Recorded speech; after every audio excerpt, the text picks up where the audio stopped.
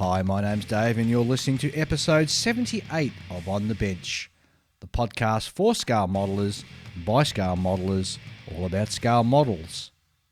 And this show is being brought to you through the generous support of Ralph Hebron, our latest Patreon supporter. If you'd like to be just like Ralph, you can do so by going to www.patreon.com/onthebench and pledge any amount from $1 upwards. Your support goes towards production costs and are greatly appreciated by the team. Fine Scale Modeler is proud to support On the Bench. Fine Scale Modeler is the world's most recognised and essential magazine and is available in all good newsagents and newsstands or wherever you purchase your magazines.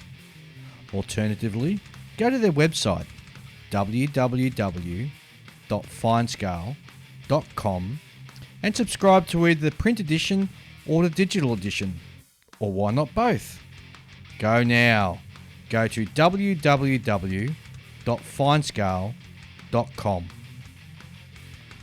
And hello and welcome to the latest episode of On the Bench, done in lockdown. In the studio, which is 100% legal, I've got Ian. Hello, Dave. Hello, listeners. And remotely dialing in, I have got Julian. Hello. So, guys, how are we coping? Well, nothing's changed for me, mate. I'm still working. Yeah? I'm still working. Nothing's changed. Absolutely nothing, except I can't get a haircut. And that annoys me. What about you, Julian? Yeah, I'm still working. Well, I mean, I'm still working up until now. This coming week, I've got the week off. I was given the option of having the week off, so I was like, yeah, I'll take it. I'll stay home and build models all week. Yeah. Good on you. This has just been, it just gets worse each week as we go through. And since our last episode, new rules came in that stated that I can't have more than one person who in the house at the same time who's not part of my family who actually lives here. Yes. So hence the reason that Julian's been quarantined. Yeah, because Ian's got a really crappy computer. Well, we actually tried. I'm using a system called Squadcast, and that's how Julian's sort of getting into it at the moment. And we tried getting Ian to sort of work with Squadcast, but your computer is like from the dinosaur age. Oh, yeah. I need to. I don't think I've fed the hamster. It died. So we've had to sort of do a bit of a bastardized version where Ian's in the studio and poor old Julian's sort of at home in his pajamas and coming in remotely. Yeah. More than likely, Julian's sitting on his modelling bench working. Well, pajamas as far as you know. Yeah. Oh, geez. All right. Well, how about we just dive straight into listener mail? How does that sound? Sounds like a plan, Dave. All right. You right with that, Julian? Right. Sure. Yeah, sure. Chuck Doherty writes in and says, "Good day, gentlemen. Very glad to hear that Julian is A-OK. On the discussion about picking up tiny parts with tweezers, I use a gadget called a jewelry picker. You can find them in craft stores and in the jewelry making section. There is a metal rod sticking out of the handle with a blob of slightly sticky silicone on the end. Works great picking up tiny PE parts and putting them in place without fear of launching them off into the stratosphere. I saw Diego books that he recommends something called the Pick and Place, which looks like the same gadget, but is marketed specifically to modelers. All the best from Chuck Doherty." That's a great sounding little tool. I use a wax pencil. Yeah, I use a wax pencil as well, and sometimes I even use just my finger with a bit of spit on the end of it. A bit of saliva. Yeah. Yep. That tends to work for me. Mm-hmm. What about you, Julian? What do you use? I just get lost parts. It's great. It really happens because I'm pretty good with my tweezers, but I lost a bit the other day, but because I'd scratch built it, I was like, I'll just make another one. I'm doing push rods on a radial engine, so like I was like, oh, here you go, it actually tells you to scratch build these from like styrene rod or brass rod or something. and one of them went flying. Bless you. Pardon. The joys of push rods, mate. We don't have to worry about sneezing. Yeah, well, that's true too. Next up, we've got an email from Steve Bolton, and Steve writes in, I've just listened to your recent podcast on decals and have some hints and questions on the topic. Hint number 1, the decal helper solutions are usually 2 solutions, and just like you did on the show, at the moment to apply decals, it is often confusing which bottle to use first and second. I painted number 1 on my first bottle and number 2 on the second, so I get them in correct order. It's a very smart move. Likewise, I have a brush dedicated to each bottle to avoid contamination. I use Microset / Microsol solution. One has a blue label text on the bottle and the other has red. So my application brushes, I dip the rear end of the paint in paint pots to match them as well. That's very clever. That's a great little hint.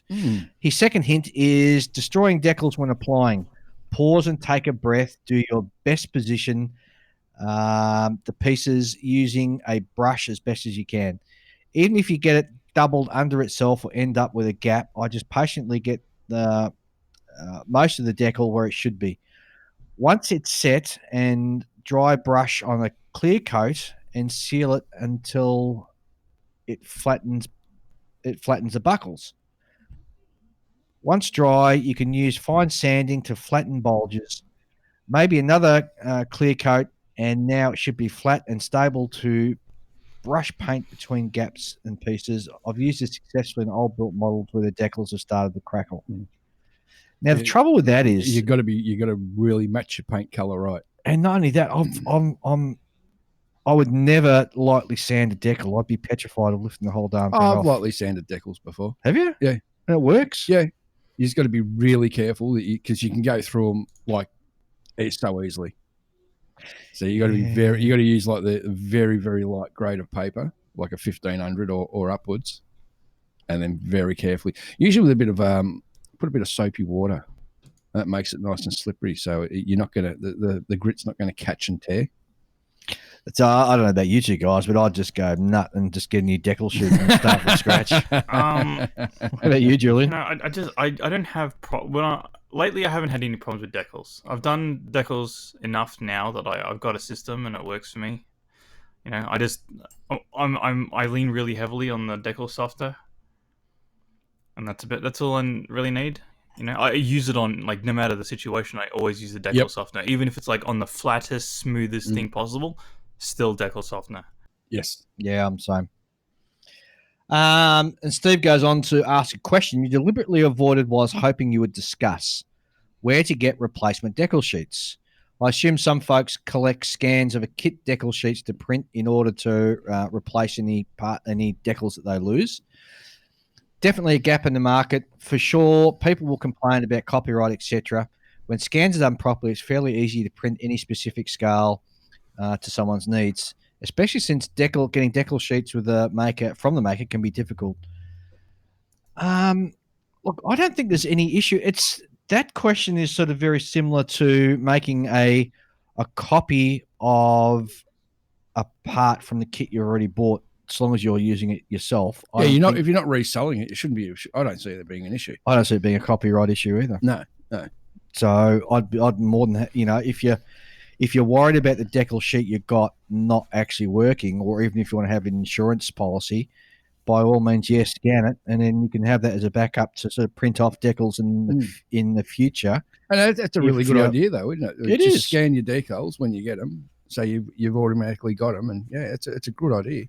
But no, you definitely don't have a problem with, like I said, unless you're reselling it, you won't have a problem with copyright laws. Yeah, I agree. Yeah. It's like making a recording of in the old days we used to, Your mixtape. Yes, we used to make a mixtape of all our favourite albums. Mixtapes, yes. Yeah. And, it was all for personal use. So, what the heck? Too true.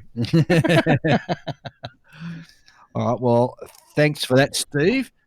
And let's continue on. We've got some more emails. And Frederick Yannick writes in, hi, guys. You've probably watched this already, but if not, you need to see this answer from Airfix product designer. And thanks for always being very entertaining podcasts. All the best wishes from Finland, Frederick. Hey, Finland. Actually, we've got a lot of Nordic listeners, actually. You got a lot of respect for the Finns, mate. They're a tough breed. Yeah, but there's that, and we've got a lot of listeners up in Norway, Sweden, Denmark. It's surprisingly sort of a large part of our audience who listen to us up there. So obviously we're doing something right up there. Well, it gives them something to do during the cold winter months, I guess. So yeah, it's true. So I'll actually put a link on our Facebook page about that, Frederick. So thank you very much. Next one is from Chuck Doherty. So Chuck writes in, "Good day, gentlemen." Oh, no, I've already said that one. You have, Dave. Yeah. What are you doing, Dave? Beg your pardon. All right, let's get out of that one. Let's go back into another one. Just some thinking music on while I open up my... right now. I've closed down the email program. We're a professional lot here. All right, okay. All right, we're back. All right. No, we're not back. Dave, what are you doing, Dave? That's all right. We're the most professional podcast out there. And he's looking. Here we go.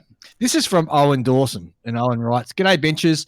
With so many families currently undergoing lockdown and kids bored the world over, it got me thinking that the model making community can help by sending out starter model packs to friends and family with young children.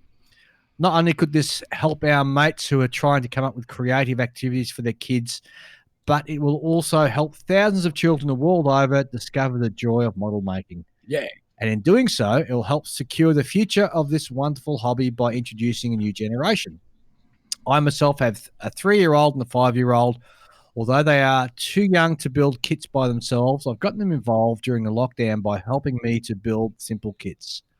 I also have several nephews and nieces who I've sent out starter packs to. With the kits sent out, I asked the nephews and nieces to take photos of the builds and to share them on the family WhatsApp group.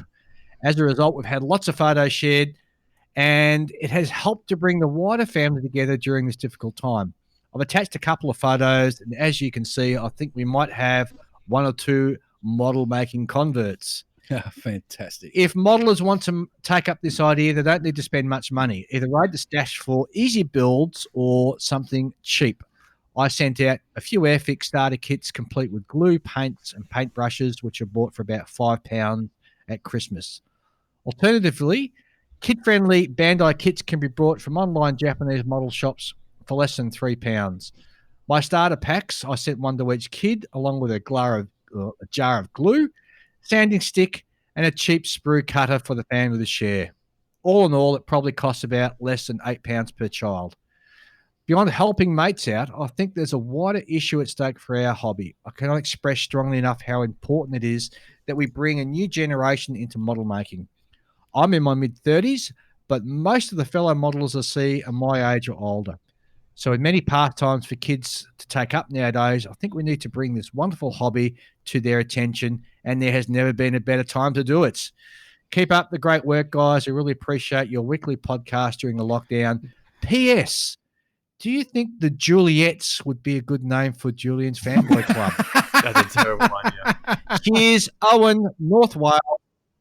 It's going to stick, Julian. No, but you know why it's not going to stick? We There's got a Julian. reason. It's because all of these ideas are terrible and they're all equally bad and they cancel each other out.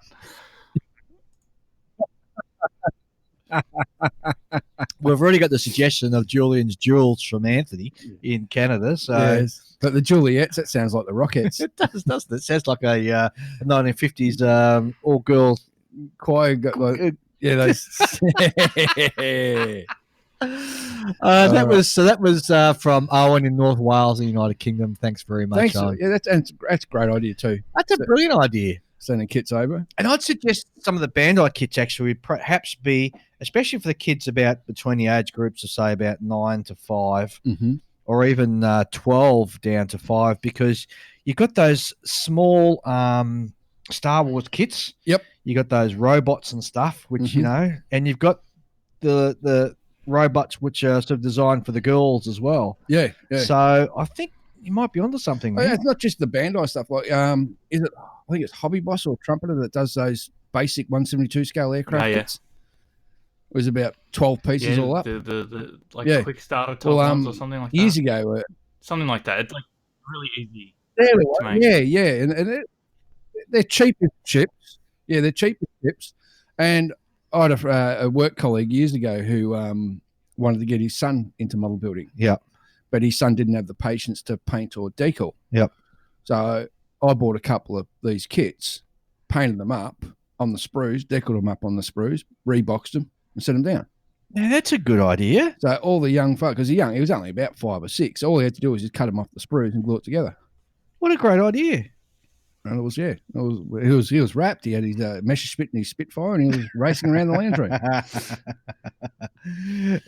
Any idea to sort of try and alleviate this current situation? It's a great idea. Yeah. Worked well.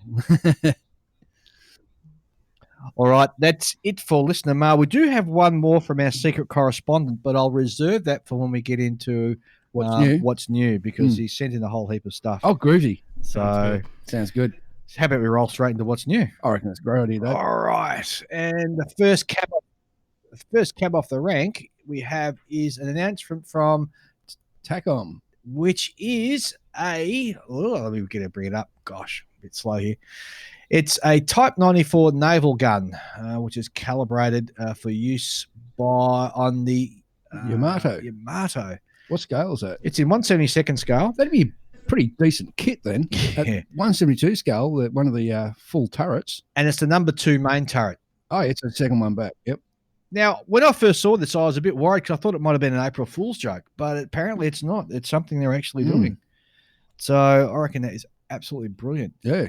And thinking back to Mike from Scale Model Mojo Show, who enjoys building catapult-launched aircraft off gun turrets. Yeah. Unfortunately, the Yamato didn't have that. No, it didn't, but still, it's something that you can think about. Yeah. So the kit's going to be about 50 centimeters long from the guns to the rear of the deck. The gun turret itself sits on its own little pedestal. And unfortunately, this is the only drawback I got for the kit. It's just doing the turret itself. It doesn't show the whole barbette where it goes all the way down through the hull. Although there are other kits that do that. Yes. I reckon that would have been really good to sort of show the whole thing in complete detail. Yeah, with the shoal shoots and all that. Yeah. Anyway. But hey, it'll look good on a mantelpiece. It would look good in your hobby. Next, from Mini Art, we have... It'd look better with a figure next to it. Yes. Well, actually, it's a good idea just to show the scale. Next up, we have from Mini Art a British lorry 3-ton LGOC B-type, which was designed and built back during the Great War, during World War One. Yeah, Mini Art, they're doing a lot of those good World War One vehicles in 1/35 scale now. They're doing some interesting stuff, and that's what really excites me about this company, because they're always doing something away from the norm. Yeah. But this lorry looks fantastic. It's coming in, let me have a look at the scale. It's 1/35 scale. Yep. And you can design it either as a war type setup, or you can do it as a coal delivery truck. You can do it as whatever you want. Whatever you want, really. It's got full engine, transmission, chassis, suspension. The CAD drawings look good, and included in the decals, you get a whole heap of decals, which is mainly for it displayed as a coal delivery truck. But there's also one that got designs for transport contractors, which is in a nice red sort of finish, and another one which is used in Liverpool in the early 20s, which is just designed as a William Wood and Co. Some type of delivery truck. But that's certainly something different. Definitely does. Yeah, it looks great. Be one to look out for, I'd say, Dave. Oh, yeah, I think so. What else do we have? Now, I was looking around. Now, I had to be careful because there are a lot of April Fool's jokes coming out, and I actually got sucked into one. Did you? Yeah. There's apparently one released from Tamiya saying it was going to be a P-47 in... what scale was it going to be? 132. Yes. And I got sucked in. Well, they could do it because they've already got the engines. Julian actually pointed out to me, Dave. People are waiting for Julian it. is the one who called me out on it because he said, no, it's an April Fool's joke. Sucker. Now, the next one I've got some info. I haven't got much information on this, but it's from Amusing Hobby, and it's going to be a Wesserflug, which is a vertical takeoff and landing. So it's like a World War II German version of the Osprey. Yes. So a paper aircraft. In 1/48 scale, it's going to be, but I don't have any other information on when it's coming out or when it's going to be released. So that's all I've got for you. Interesting. Dragon Model issued something that's saying that it's a Stalk 3 OS FG model, but I'm suspecting it's just a Reeboks. Yeah, because the Dragon's pretty much covered all the Stilk models. Yeah, they have. Sturmgeschoss. So I was reading a little bit about that. I'm not too sure like what the details are, but it seems like it may not be necessarily a Reeboks, because I think, don't quote me on this because I'm going by memory here. But I think it might like have a full interior or something like that. Something along those lines. Or it might be like a bit more simplified so it's easy to go together or something. I'm not too sure what the deal is, but it doesn't. It's a bit unusual, and I'm keen to see. It'd be interesting to see what that ends up being. because those things were that cramped that I think was it the driver that had the loader's testicles in the back of his neck. That's how cramped they were in those things. That era was very fond of that configuration. Well, the same sort of deal. With the Germans were renowned for sticking everyone in one place. Look at the Ju-88. Everyone was in the one area. I think it was a morale thing. Yeah, quite possibly. Nothing more morale boosting than having your squad mate's testicles rubbing in the back of your neck. Oh, jeez. All right, so a secret correspondent writes in and says, "Hi, Dave and team. On the last, we got to give him a proper name. We can't just call him the secret correspondent. We got to give him a proper secret correspondent name. So that's something we can think of during the week. Like a private eye. Yeah, no, something like I don't know, the Falcon or something like that. The Falcon. The Falcon. Anyway, our secret correspondent writes the Falcon writes in and says, "Hi, Dave and team. On the last podcast, Ian said that a weekly podcast meant that there wouldn't be much in the way of new kits. I took that as a challenge. So we'll start off with military vehicles first. A company new to me, Vespid Models, have announced two brand new 1/72nd scale kits, a British cruiser tank, A34 Comet Mark 1A, and a German Panzerkampfwagen 7 V2 heavy tank Maus. Gecko Models have shown up and built a test shot of a 1/35th scale British 4x2 general service 15-ton Bedford MWD. Oh, cool. Which is the early model. Mm-hmm. And the famous Pneumonia Mobile, which was used from the first day of World War II until the mid-50s. For those who are interested, the type shown in the test shot was used by the BEF in France. Sure, it was also used in the desert, but BEF vehicles are just that bit more interesting, aren't they? Mung have shown us the box art for the British VF 510 Warrior, which we already announced last episode. Amusing Hobby have announced their intention to release a 135th Centurion Mark V AVRE as used in the Gulf War and other places. Ooh.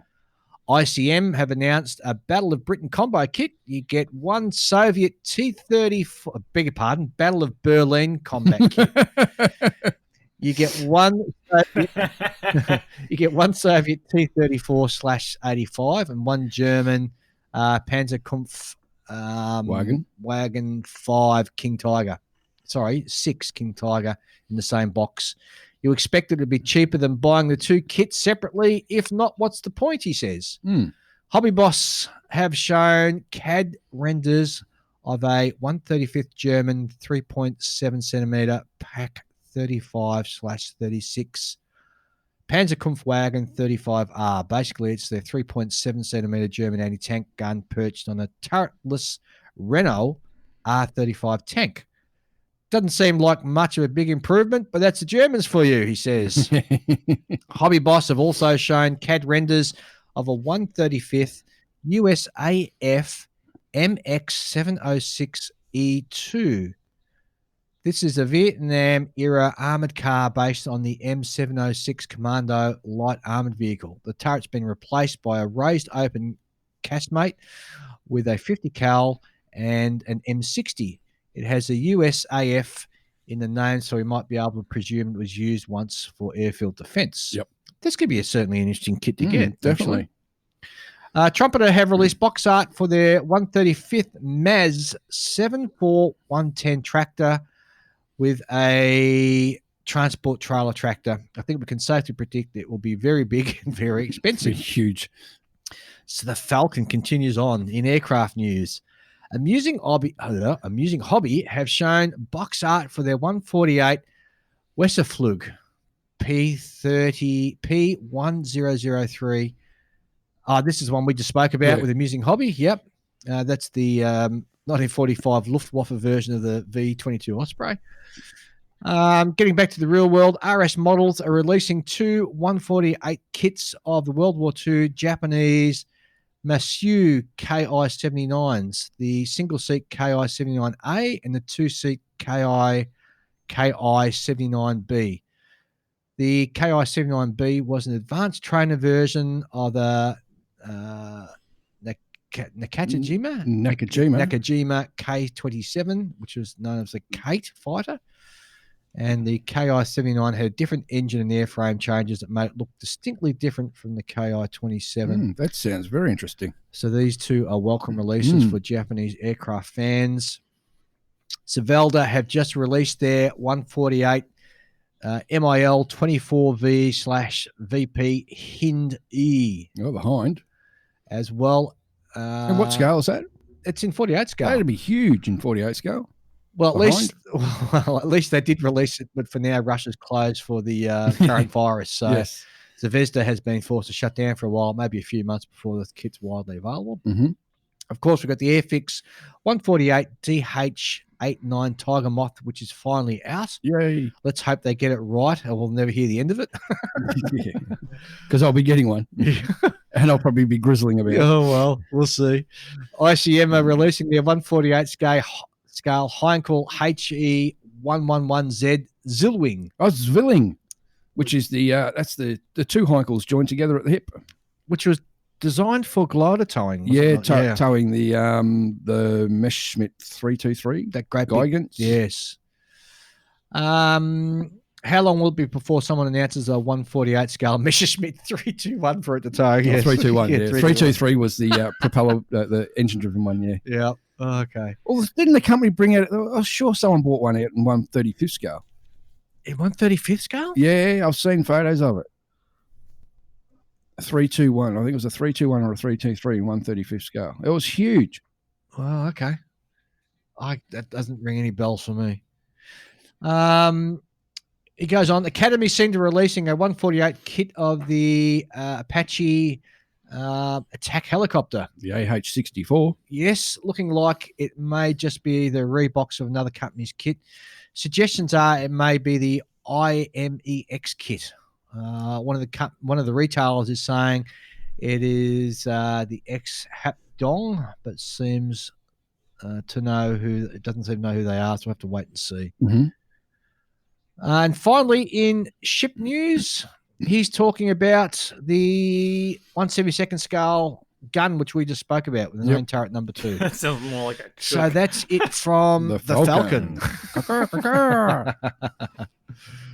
Oh, geez.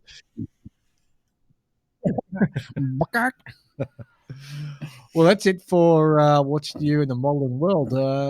Have you guys got any new releases or anything you've heard about? No, I've been too busy working, I'm afraid, mate. Okay.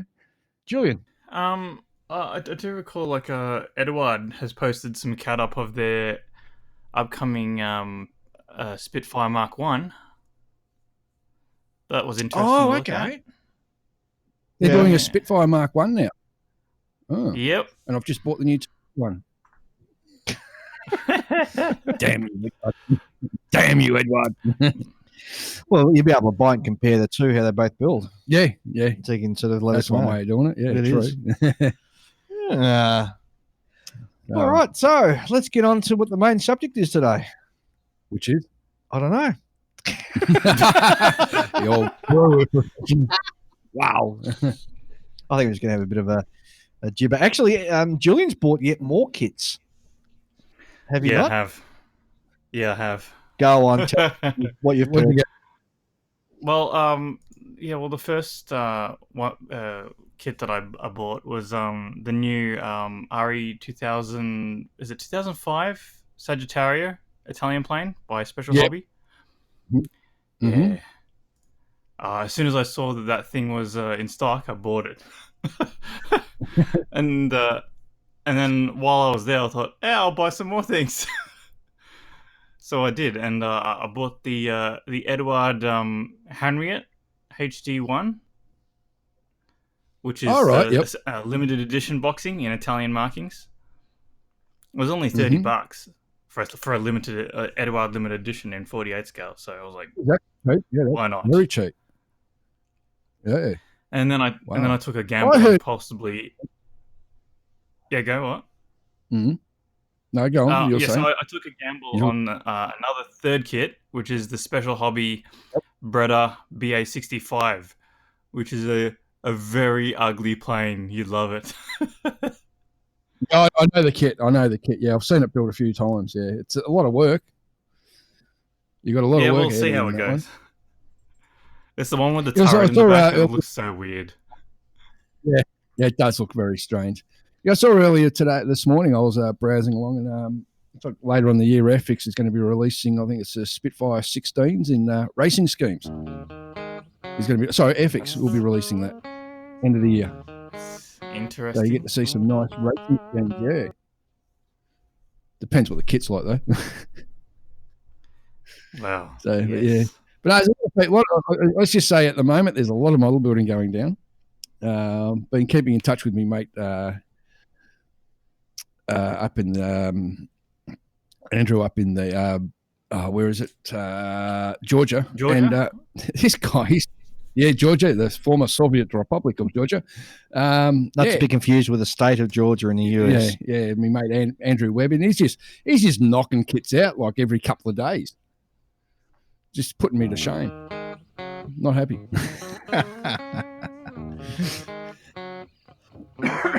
Excuse me. So what about you, Dave? What have you been working on?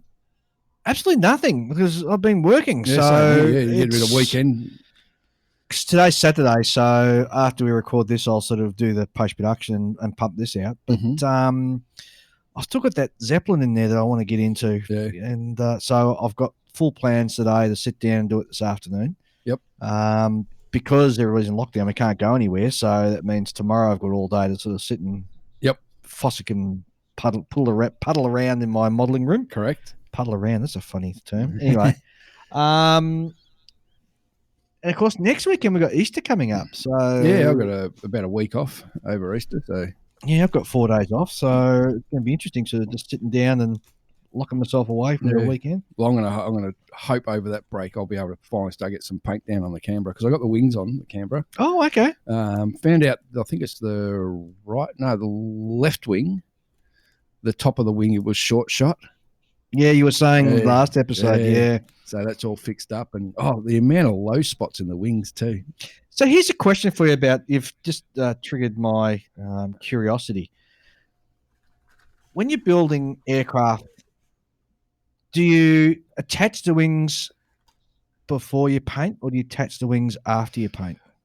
Always before I paint, except for on one occasion when I did my 48 scale Lancaster. Yep. I painted the wings separately and then attached them because it was just too big to put in a little spray booth. Because I'm following a guy on Facebook who's building 1/32nd scale Liberators. I'd like to say it's 1/32 scale. Yeah, and that when you're doing aircraft that big, yeah. it's a lot easier to paint and get everything done and then attach the wings later. But when you're doing like 48 scale and smaller, like fighters and so forth, just glue it all together and then paint it. So it's purely for the reason of getting it into the paint booth as to why you don't attach the rings. And handling. Yeah, so you're not having this. Can you think a 32 scale Liberator is going to have a heck of a big wingspan? Yeah, but I mean, I'm thinking to some of my large ships that I've built, you know, one 350th scale, sort of, destroy or not destroyers, cruisers and stuff. They're and the aircraft carriers, they're pretty big, and I can't fit them all in the paint booth. No, neither can I. So I thought it was more just a function of but you got to also think with a ship model, you don't have these big wings hanging out the side. Yeah. So you've basically just got a long narrow bit of plastic you got to paint. Whereas with an aircraft, you got these wings, and when you're trying to paint it and like move your kit around, you're always running the risk of whacking a wingtip on something. And I guess if you're building in 1/32 scale aircraft or even 1/48 scale, the large bombers and stuff, by having the wings put on later, then you can potentially also not physically glue them on so that you can detach them for shipping and moving around. Yeah, but you'd have to have a really good fit. And it's very rare to find an aircraft kit where the wings you can just clip into place and leave. Well, then that prompts me to ask the question: if you're painting the aircraft with the wings separate, what do you do about? You make sure you make sure the fit's going to be right before you paint it. Yeah, but sometimes you have to do that by if you've got like a big gap between the wing and the wing root, you've got to put in some plastic card in there to hide the gap. Yeah, and you fill that up to make sure it's ready, and then paint it, and then you can join it. Okay. It's a bit more stuffing around, but sounds like a lot more stuffing around to me. But it means you're not going to be running the risk of damaging your new paint job or putting a little ding in the corner of a wing or something, which is always annoying. What do you do, Julian? Well, see, the thing is, if you're buying a kit like that, you're already signing up for all the difficulties involved, right? So you either have some plan to like deal with it, by just gluing it all up and having it as one piece and it being a pain in the ass to paint, or it's actually engineered well enough that you can take the wings on and off without too much trouble. Yeah. Usually that's like a wing nut. Wings are at that sort of quality where you can pop them on and off. But most other companies, you're going to struggle a bit. I'd be interested to hear from some of the boys who've been doing the B-17s and the Liberators and that, about what their thoughts are. So if you're building those aircraft, send us an email to onthebench64@gmail.com and just tell us about your experiences when building sort of large aircraft with the wings off and the wings on, etc., etc. Yeah. We'd like to know. I'd love to know. While we've been talking, I've had a late email come in from Nigel Chipperfield. Hello, Nigel. And Nigel writes in, "Hi, Dave and team. Hope you and your family are keeping well. I've attached a couple of photos of my nearly complete Tamiya 135th Achilles tank destroyer that I'm building for my father-in-law, whose father served in the Royal Artillery. He was killed in an aircraft near Florence, Italy in 1944. The Achilles is marked as one from the Royal Artillery, Italy, 1944. This is my first build for a couple of years, having somewhat reduced my work hours. In recent times, I've been inspired by your podcast." Yeah, great to hear. There are a couple of errors, i.e. the wrong drive sprockets, which is my error. But don't worry, the fit, don't worry yet. The yet to be fitted tracks will mostly not be rusty. Regards, Nigel. And he sent a couple of pictures in for us to have a look at. And cool. That's a very nice sort of clean build. And unfortunately, poor Julian can't see this, but I think he's done really well for his first time in armour for quite some time. Yeah, look, from what I can see, does a very nice job. Yeah, he's got the paint job looking really good. And at the end of the day, if you're building it for yourself, then all well and good. Yeah, it's all part of the fun and learning from mistakes. Totally agree, Dave. But no, I'm just having a look at that. Now he's got some really nice. Yeah, the colours look fantastic. Done a great job. Well done.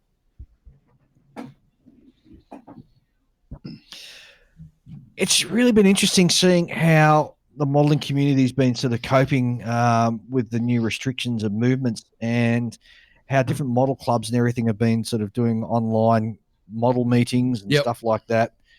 And it's a really challenging time, I think, for us all, and the way we're sort of getting around it. I've been even having there's even been a couple of comments where people have been saying, "Oh my god, I'm getting low on to me extra thin, or getting low on this and getting low on that." And you can't just pop out nowadays and go and buy stuff. No. So you've really got to sort of be planning ahead. Yeah, buy it online and hopefully it gets delivered quick. Is what you can do. Yeah, absolutely. What about you, Julian? Well, I've been pretty good. I sort of saw this sort of thing coming, and I made sure to buy up, like, you know, lots of thinners and various things, and I don't need too much. I might get caught out by like a paint color that I might need, because I haven't planned too far ahead on like you know Yep. how like you know how you've got your spreadsheet and you get your you know what scheme Yeah. you're gonna do, you know what paints you're gonna need. I haven't got Mhm. that level of sophistication in my process, so I might get caught out yet.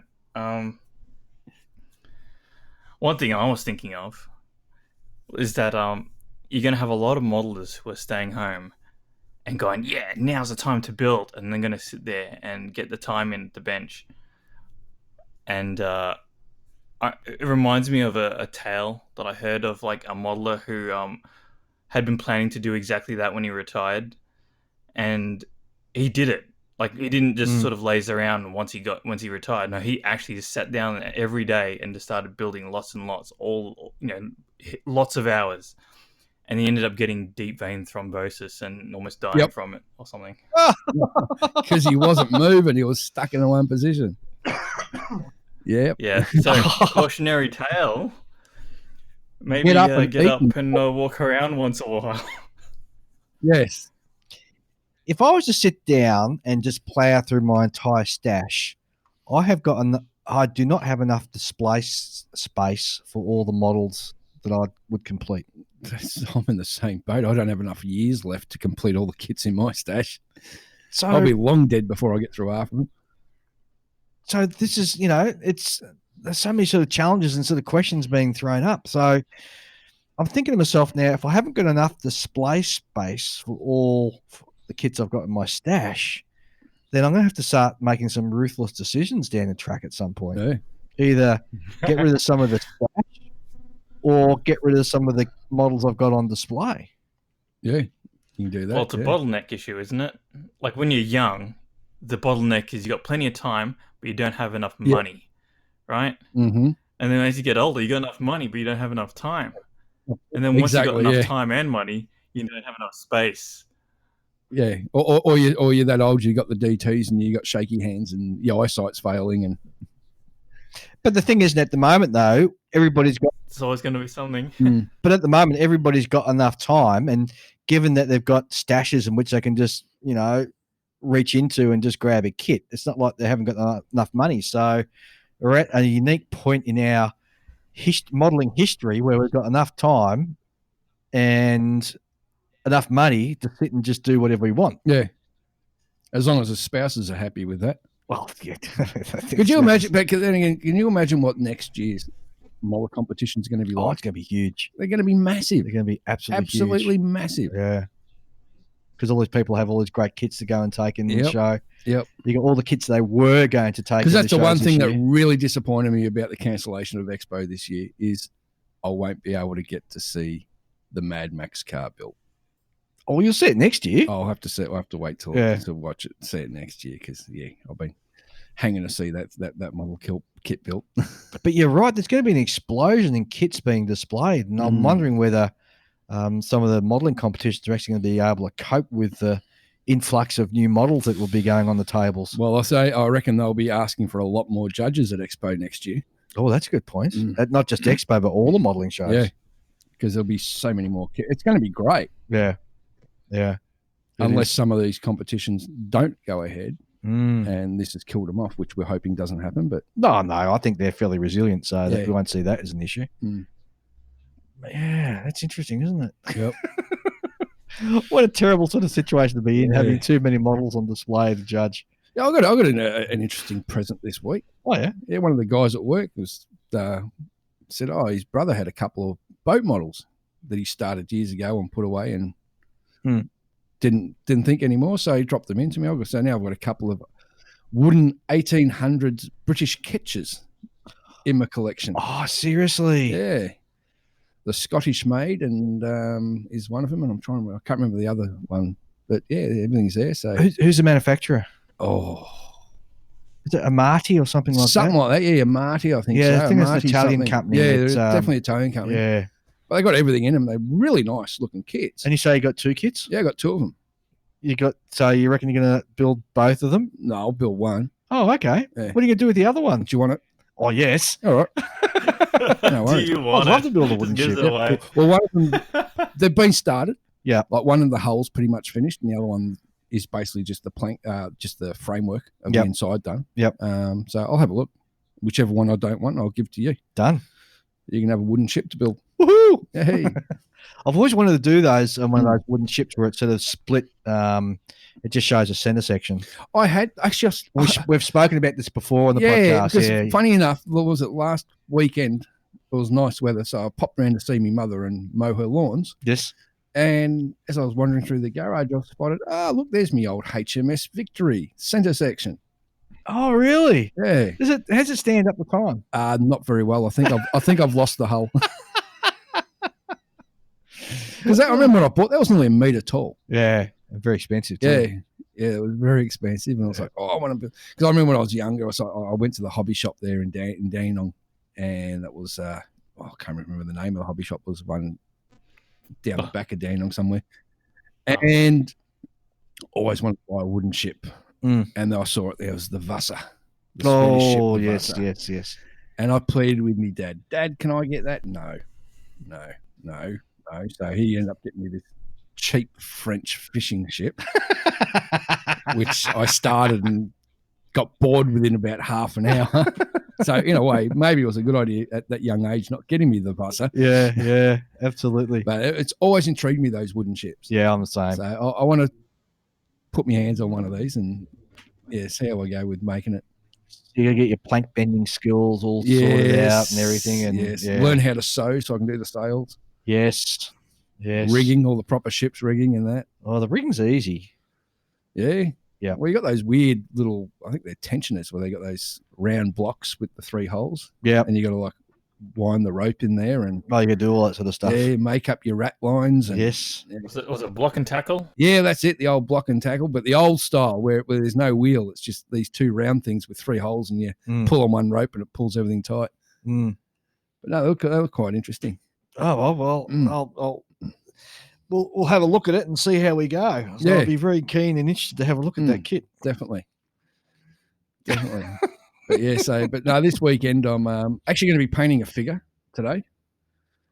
Oh, yeah. What figure are you painting? Oh, some resin 3D printed figure that another guy at work, his son's been printing or getting resin 3D gaming figures printed, and his son's saying, it's a weird sort of white resin and it's really absorbent to paint. And he's saying he's saying his son can't paint it, so I've gone, all right, give me one and I'll have a go and see what he needs to do. Yeah. So I just got a figure this morning, gave it a coat of Chaos Black, and that seemed to give it a good solid coat. So give that a bit of a paint job today and hand it over to him Monday morning. What type of figure is it? Oh, it's like a barbarian or something. Right, okay. With a shield, bald head and a beard. So you had no dramas at all putting paint on it? Well, the undercoat went on. Yeah. Easily. I use that Games Workshop Chaos Black. And that's a great undercoat for figures, I reckon. So you're going to paint it and just give it back to him? Yeah. Oh, there you go. Just to say, this is what you need to do. And there you go. Tell your son that's the way and do it. What are you getting into this weekend, Julian? Well, I started construction on my boomerang, my special hobby CAC boomerang. Yeah, it's definitely a short run kit. You know, like lots of sort of yeah, sorry. Yeah, it's got lots of little lumps and things like that all over it. It's got some, the cockpit actually goes together fairly well, but it's a bit of a journey figuring it out because it's all tube frame, and wasn't sure what angle the instrument panel is supposed to be on, and it's got like all the exhaust stubs and things, and I thought I could get away with like missing the back of the engine because you couldn't see it, but because the cowl flaps are open and that's the only option you get, you can actually see in there. So I have to do them all. Yep. I have to do all the push rods, have to do all the intake and exhaust manifolds, and don't forget your wiring. Don't forget your wiring, Julian. Wiring. You got to wire it up. Yeah, maybe. For your plugs and leads. Because I'm not. You're going as far as worried push about rod, from the front because it's one of the, even though it's a radial engine plane, it's got a spinner, and when you got a spinner on the front there, you usually can't see much of anything. It's a bit different from the standard American fare where they don't have a spinner. It's just got the little tiny like cap on the end of the propeller hub. Well, so what brought the boomerang on the air show? No, I finished. I finished construction on the Well, I had the boomerang in the stash since around this time last year. Like I went to Model Expo, I was in the mood for getting a boomerang because I wanted to do something Aussie, and I bought the kit. And then we went to Thai Bear Show, and the boomerang was a real standout. So that sort of put it back on my mind. And then I finished the MB152 construction. It's ready to paint, but I didn't feel like painting. So I need to crack something else open. I'll pick the boomerang. And that turned out to be I didn't really plan on building two sort of slightly difficult kits, one after the other. But here I am. You're a masochist, Julian. You're a masochist. So you're going to get the special hobby wear-away as a companion? Maybe not. He's thinking about it. It's not a bad looking kit. Is it the kind of special hobby where it's sort of vac form canopy? Yeah. Yeah. No, I'll pass. Oh no, stay away from pass. that. What's wrong with vac form canopies? No. Yeah, I pass. I'm with Julian. What's wrong with vac form canopies? Because they're just crappy. No, they're not. They're nice and thin. No. Well, they are thin. Yes, I agree with you, but there's just a pain in the butt to sort of, if you don't cut it properly off its sheet, then that's not the canopy's fault.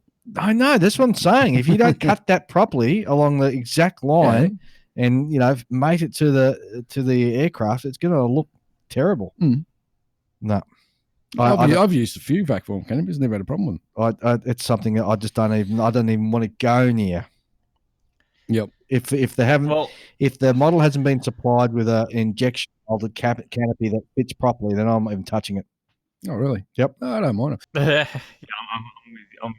And also, a lot of people probably have trouble with vac form canopies, given that a lot of vac form canopies come with like two, so that you can mess one up. That's always the case. That if you get one, you're going to mess it up. If you get two, the first one you cut out will come out perfect.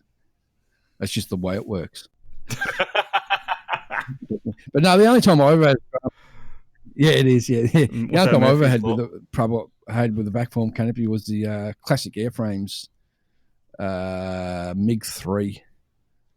And look, the canopy was great, but after about 4 years, it yellowed. Oh. Yep. And there's no way you could bring it back? No, not to my knowledge. A yellow canopy you can't do anything with. You wouldn't do the same trick you do with decals and put it in the sunlight? I don't think that'll work. You can try it. What do you got to lose? Yeah, well, true. Yeah. Plus all the decals cracked on it too. Oh, is it? After a few years. Okay. It's like they shrunk and then just cracked apart. So then I had to paint in between all the Russian stars with the right colour red so it wouldn't stick out, because it was red stars on a white background. Right. So you had these massive white cracks running through all the stars. Yeah. So I had to touch them up. And you still got it? Yeah. Oh, sitting in the back of the cabinet. Where it belongs. Yeah. Yes. Right in the back of the cabinet. Yeah.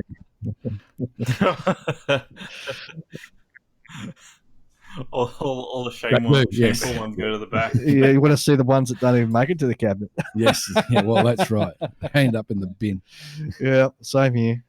If I'm not happy with it, it gets binned. Yep. I don't see the point in sort of hanging on to it. If it's a big cock up, why hang on to it? It's like Yeah, it's but like, sometimes you're just stubborn. You got to be stubborn and just go, no, I'm not going to let this beat me. yeah. See, I'm not like that. No, me neither. I'm not like that either. I give them away Yeah, to people. see, you do. Because I finally got the, I think I mentioned it last episode, I finally got me vac form canopy from me Buffalo. So I can actually have the cockpit open. So I'm sorely tempted to put the Canberra away and finish the Buffalo, but I've got a sneaking suspicion if I put the Canberra away, it's never going to get restarted again. So how many kits you got in the go at the moment? All right, I've got the 48 scale Tamiya Buffalo.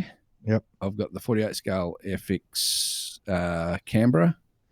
I've got started the Wingnut Wings Junkers D1. I think it's the D1, the metal one. Yes, metal monoplane.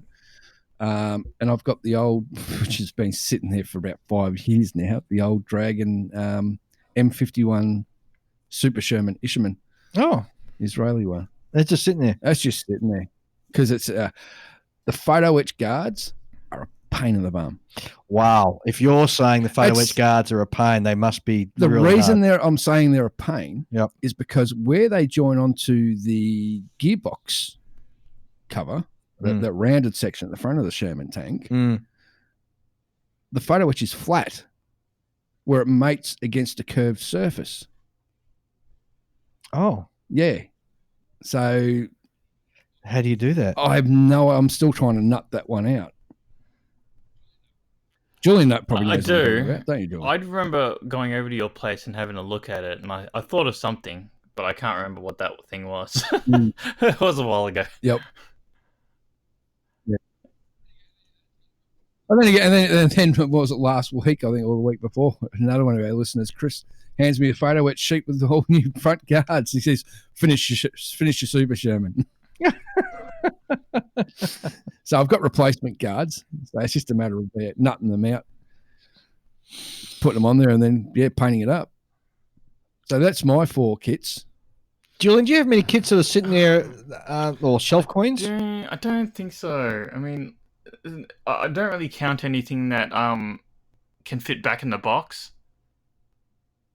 That's fair, isn't it? I mean, if it can fit back in the box, then it hasn't past the point where it has to go on a shelf.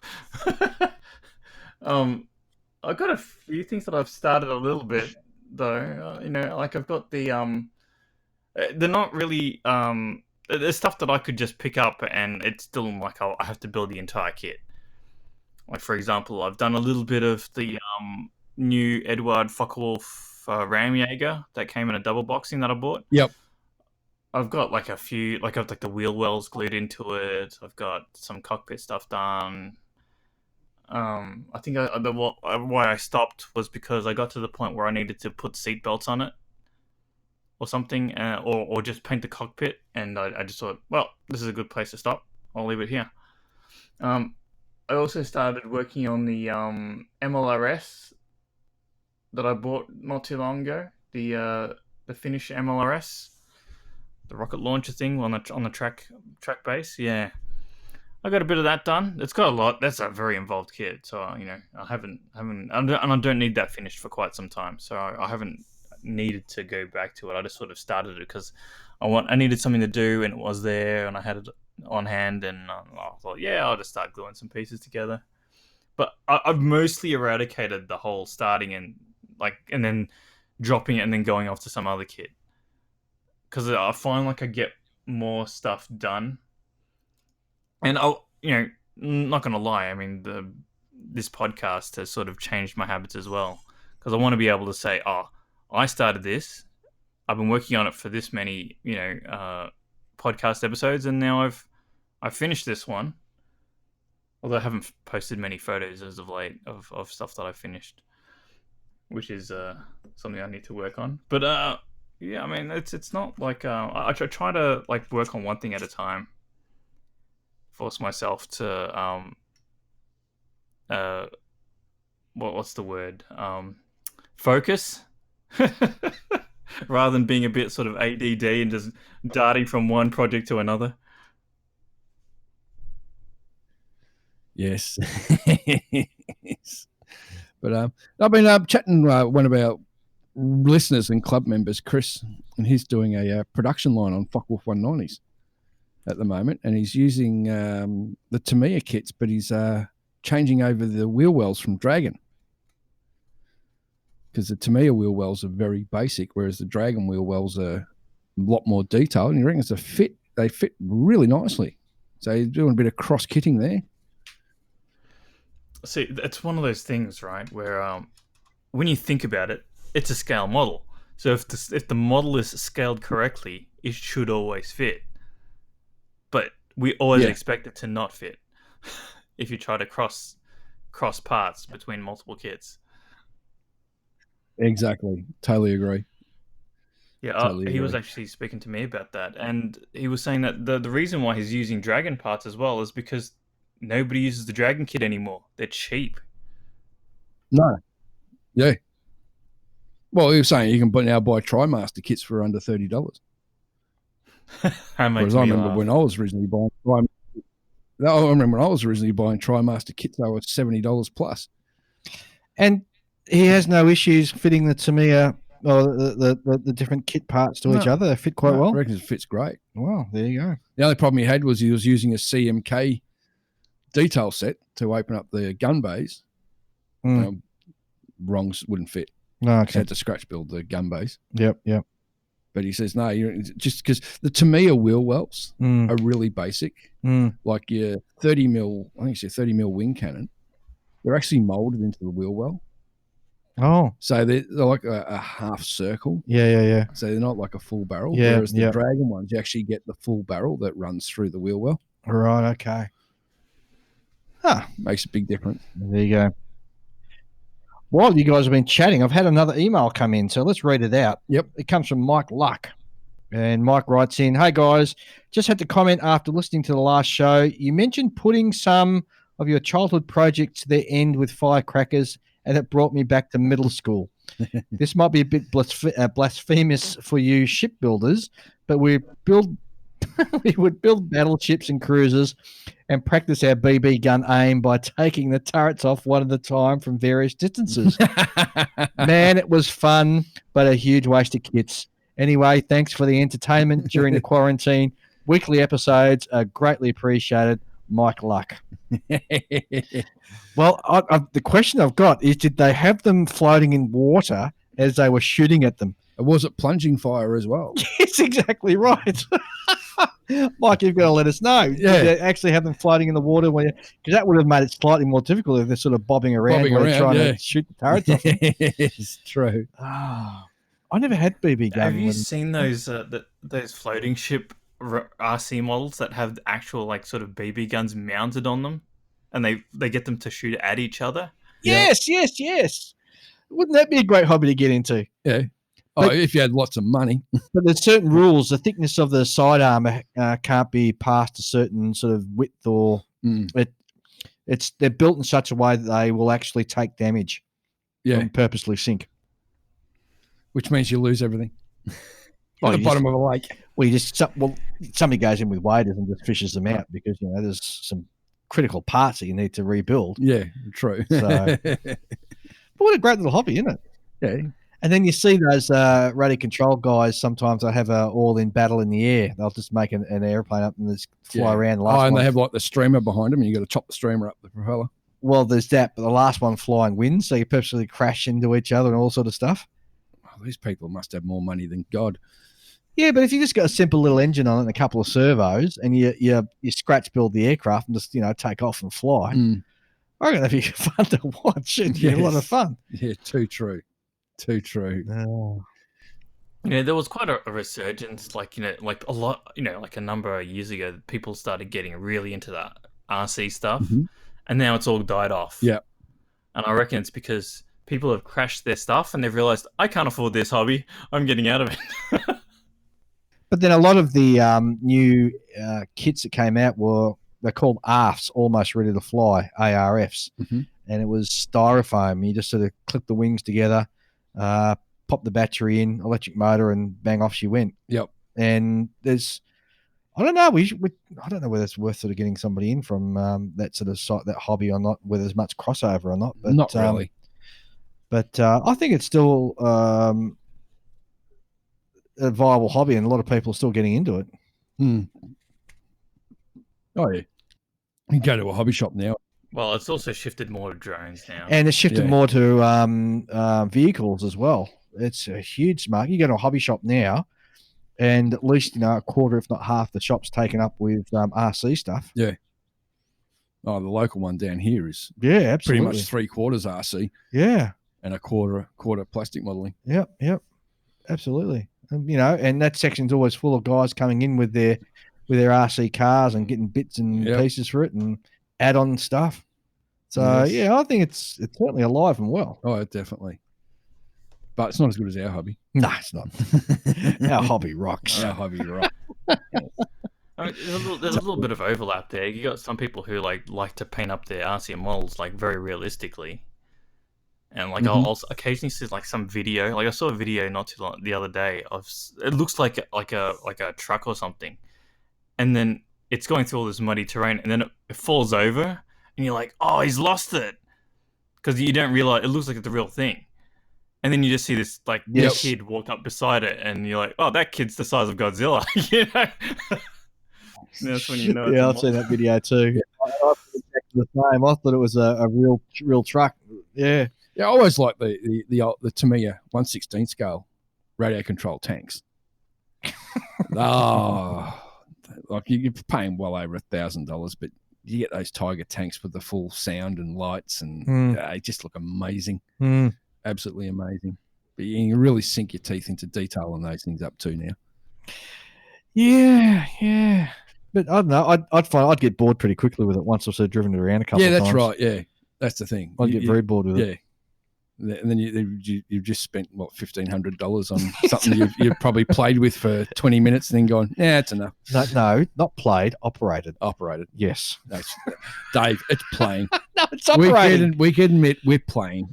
So this is what Shell says. She says, "Oh, you're going to go play in your room now." I said, "I'm not playing. I'm building." You're playing with your toys again, Dave. I'm playing with my. I'm doing a very important thing. I'm doing historical representation. Yes. That reminds me of like, if you go on Facebook and you see like a particular modeler has their own like Facebook page, Yeah. and the title that they pick is visual storyteller. Visual storyteller. Yeah, I mean, I think it's like you've got it's just a list, like a drop down list that you just pick from, and that's like the closest thing that you can do. But it always cracks me up because it sounds quite pretentious, Yeah, it does. Yeah, I agree. It does. We build plastic models. That's what we do. We're historical artists. No, Yes, we are. artists. Well, you have to have a certain artistic bent and technical bent to sort of build a representation of a piece of time in our past, or representation of something that's operating now or being used now. But can't you just do it just because it's fun? Yeah, of course you can. Yeah, that makes it having fun. It means you're playing. It reminds me of that meme. What's it is? Is this sort of fat guy standing by the pool, and he says, "I'm basically an artist, but it's all the aeroplane model builders who pull the chicks." Yes, the armor model. Haven't you seen that meme? I'll have to dig it out and put it No, up. I have not seen this. So it's a fat guy, and he's he's got these sort of goggles on his head, and he's saying, "Yeah, I've been around the chicks. I'm basically an artist, but it's all the airplane modelers who pull the chicks." Obviously, it's the irony that makes it funny. Yeah, it does. Too I true. have to dig out that meme. It's such a funny one. I'm quite sure some of the other guys who are listening know what I'm talking about. Yep. All right, guys, I think we'll wrap this one up. All right. It's been good to have you. Well, this is our first test of our lockdown sort of podcast. So the link seems to be working okay with Julian. Yep, seems to be. Took you a while to answer. So we'll go right round and we'll do our sign There off. is a bit of a delay. Like I've noticed that when I speak, you guys will sort of keep talking for a bit, and then pause, and then the sound will Yeah. come through that you're replying to what I'm saying. That's how you normally deal with you when you're in the studio, anyway. Well, because I said some ridiculous thing that sort of stunned you. Yeah. Yeah. That's probably it, mate. All right, Julian, let's have your sign off. Oh, build more tools. I mean, buy more tools, not build more tools. There you go. And from Ian. Photo which is your friend. And for me, I will see everybody back again in next week, not a fortnight. Yep. So we'll be back next week. All right, guys, have a safe time, and we'll talk to you soon. Bye. Well, thanks for listening, guys. Having just spent a good 2 hours editing, I've got to say that that new way of us doing the podcast just is not going to work. So between now and the next one, I'll certainly be looking for another way that we can bring all three of us together in a way that makes it not only enjoyable to listen to, but certainly takes a lot of the workload off me. But in the meantime, you guys please stay safe out there. Enjoy your lockdown if you're locked down, and if you're still working, please be safe and take on all the precautions needed to ensure that you don't get this nasty virus. Back next week. See you then. Adios. Bye.